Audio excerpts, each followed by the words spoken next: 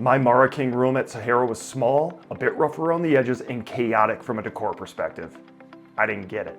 That said, it was comfortable, and I'd book it over similarly priced rooms at resorts like Luxor, Excalibur, LINQ, or Flamingo in a heartbeat. Let me show you why Sahara remains one of my favorite budget-friendly resorts on the Strip, even though the location isn't great.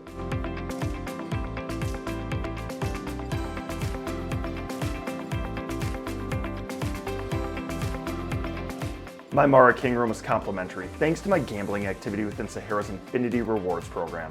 Refreshingly, Sahara doesn't charge a resort fee on complimentary rooms, meaning this room was actually free. Without a comp, this room starts at about $80 per night after accounting for resort fees. I've been eager to try other room types at Sahara ever since staying in a Blanca King room, which is also dirt cheap and one of the weirdest rooms I've ever stayed in. You wouldn't really know Sahara is a budget property stepping in off the street. The Port Cochere boasts a level of attractiveness rivaled only by Topanga Lawrence's appeal to young men that grew up in the 1990s. Corey has no idea how lucky he was. The gaming floor has a quiet elegance to it with nods to the resort's history lining the walls as you make your way toward the hotel registration desk, which is a great introduction to the property in its own right. Check-in took under 3 minutes and I excitedly shuffled my way up to the room to scope it out. The Marra King clocks in as one of the smaller rooms on the Strip at just 360 square feet and has one hell of a unique decor strategy.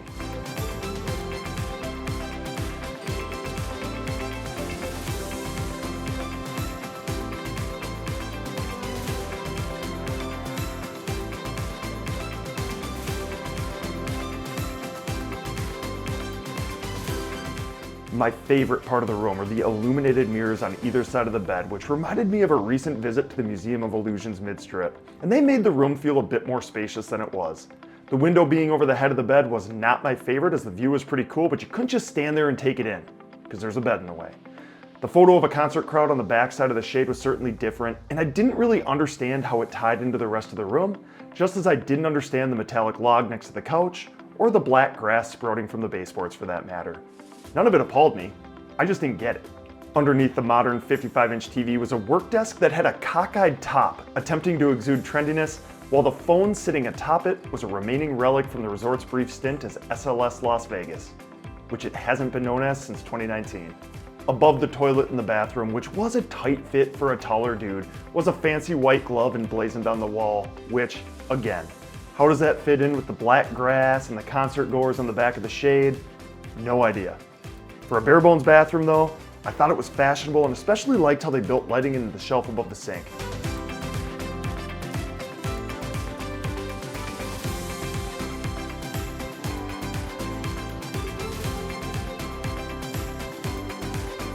Bath products were provided on a classy wooden platform of sorts, which was a nice aesthetic touch. This is the definition of a very basic room, not even offering a door to conceal the ironing board, etc. in the closet. The desk chair looked like something I used in first grade, and while I love having an empty mini fridge, it was also just hanging out in the open. Cord management was also a little bit sloppy without furnishings for him to hide behind. That said, while the room was small and lacking in the frills department, it was comfortable and completely adequate for the price of free. So what's not to like? When we do hotel reviews, we don't just share the good. We like to give you the full picture so that you can hopefully make a more informed decision. And it does pain me to say it because I love Sahara, but this room just felt a little bit dingy. Not egregiously so, and it's to be expected at a cheaper property like this, but much of the room just felt a little bit worn, shabby, or in slight disrepair. Let's start in the bathroom. There was a chip missing from a tile in the shower, and the floor was also stained, and those stains weren't washable. They were baked in. The sink faucet leaked a bit from the handle when in use, and the bathroom's door frame was a bit rough. Stepping out of the bathroom, the stand that the fridge was housed in was scuffed and gouged. Room corners had a light coating of dust, and there were some splats and scuffs scattered about. And it's hard to show over video, but the white walls, they just didn't look that white anymore. Which leads me to the white couch at the foot of the bed. A nice to have furnishing, but it just didn't have the whiteness I assume it had when this room was unveiled in 2014 as part of the newly minted SLS Las Vegas.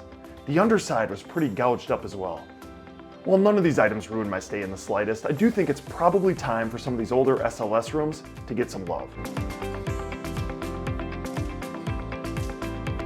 Let's shift focus to the broader resort experience, where Sahara really shines in my opinion, starting with location, which, let's be honest, it's kind of a bummer on the north end of the Strip.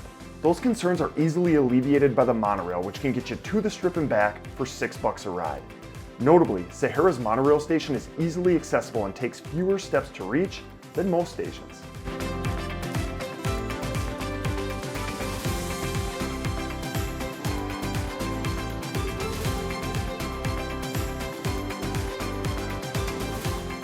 There's also a Walgreens across the street to stock your room up with snacks and drinks for cheap. Considering the challenging location, dining options are important, and Sahara is currently home to 7 restaurants that range from a Starbucks and a grab-and-go sandwich joint to the Noodle Den and Bala Italian. On this occasion, Ike and I checked out Chickie's and Pete's after a long day of pounding beers and betting on college hoops.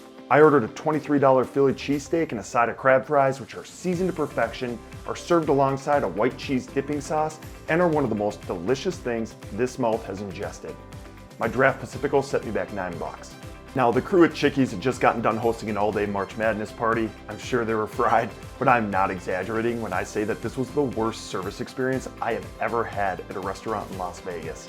It went beyond being slow or being ignored. It was downright adversarial, for lack of a better term. It was abundantly clear that we were unwelcome from the moment we stepped up to the bar. Keep in mind, our experience is just a snapshot, completely anecdotal. Hopefully it was a fluke. I encourage you to go, order crab fries, enjoy them, and hopefully your experience isn't as uncomfortable as ours. Because holy The next morning I hit Zeffer's Cafe for French toast and coffee, which cost $21 and $7 respectively. The French toast came topped with fresh fruit and a Grand Marnier whipped mascarpone, which was unreal. One of the better breakfasts I've ever had in Vegas. Oddly, my booth came equipped with decorative throw pillows. Not sure I've seen that in a restaurant before. In addition to dining, Sahara also has a couple gorgeous cocktail lounges that include the Tangier, which actually offers 20% off for anyone who shows a same-day monorail ticket from 3 p.m. to 2 a.m., and Casbar, which runs a daily happy hour from 3 to 5 p.m. and again from 8 to 9 p.m. that entitles you to buy one get one wine by the glass, beer, and well cocktails. Sahara has 2 distinct pool scenes. The first is The Pool, which is located just off the casino floor, boasting a 240-foot video wall as its centerpiece. They're usually broadcasting the big game or games of the day, and the pool even hosts watch parties for big events. Notably, anybody can get into this pool for free, even if you're not a guest at the hotel.